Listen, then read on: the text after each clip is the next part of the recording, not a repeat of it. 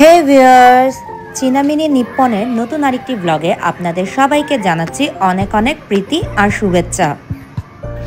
আজ দিনটা হলো 24শে নভেম্বর সোমবার, আর সোমবার হলেই আমাদের তাড়াহুড়া শুরু হয়ে যায়, বিকজ আজকের থেকে স্কুল, কলেজ বা ইউনিভার্সিটি, ব্যাংক, অফিস, হসপিটাল সবই খোলা থাকে জাপানে। বাট আজকে আইচি প্রিফেকচারে, আমরা যেহেতু আইচি প্রিফেকচারে থাকি, এই আইচি প্রিফেকচারে 2 দিন হলিডে, মানে 24 আর 25শে নভেম্বর। যেহেতু আমি আর আমার মেয়ে 4 দিনের ছুটি পেয়েছি, শনি, রবি, সব মঙ্গল, তাই আজকে একটু আস্তে ধীরে ঘুম থেকে উঠে নিজের জন্য, শুধু জাস্ট নিজের জন্য কিছু তোড়জোড় করলাম। এই যেমন ঘুম থেকে উঠে একটু ফ্রেঞ্চ টোস্ট বানানোর প্রিপারেশন নিলাম। অনেকেই হয়তো জানেন যে ফ্রেঞ্চ টোস্ট অ্যাকচুয়ালি আগের দিন রাতে জিনিসটা প্রসেস করে রাখতে হয়, বাট আমার যেহেতু অতটা সময় ছিল না, তাই সকালে উঠে আমি ফ্রেঞ্চ টোস্টের প্রিপারেশন নিলাম। আর এই ফাঁকে একটু সামান্য চায়ের সিপ নিতে নিতে একটু পায়ের পেডিকিউর করে নিলাম। আর এই তো আমার প্রায় 20 মিনিট আমার ব্রেডগুলো ম্যারিনেট হয়ে গেছে। আর প্যানের মধ্যে একটু বাটার ব্রাশ করে তার মধ্যে দিয়ে দিলাম সেই ব্রেডগুলো।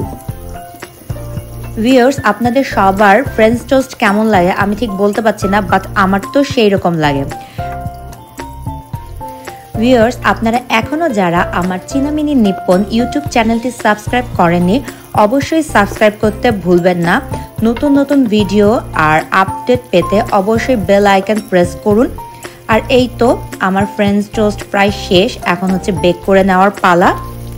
আর আমি যেহেতু ফ্রুটস লাভার, তাই সাথে জাপানের এখন এই অটাম টাইমে এই ফলটা, যার নাম হচ্ছে পার্সেমন, খুবই বিখ্যাত। তাই একটা চিন্তা করলাম পার্সেমনও খুব সুন্দর করে পিল করে নেই।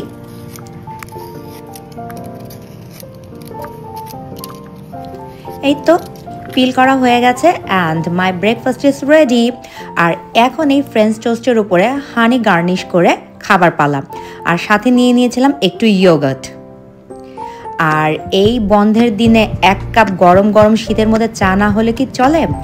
তাই চায়ের সিপ দিতে দিতে, প্রকৃতির ভিউ দেখতে দেখতে আজকের ব্লগ এই পর্যন্তই শেষ করছি। ভিউয়ার্স, আপনারা সুস্থ থাকবেন, ভালো থাকবেন। আমার নেক্সট ব্লগ দেখার জন্য আমন্ত্রণ রইল। ধন্যবাদ সবাইকে।